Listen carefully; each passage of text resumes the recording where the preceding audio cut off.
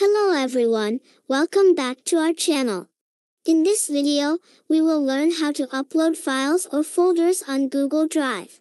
After logging into your Google account, go to drive.google.com or click here in the upper right corner of the page, and then click here on the drive.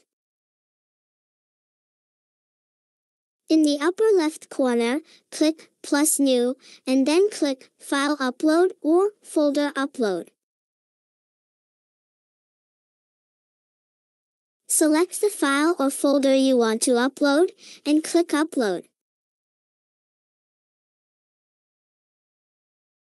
It is being uploaded.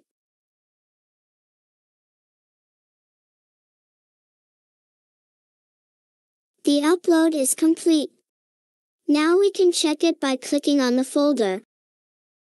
And you can see that our files have been uploaded here. So this was the quick video how to upload files or folders on Google Drive. Thank you very much for watching this video.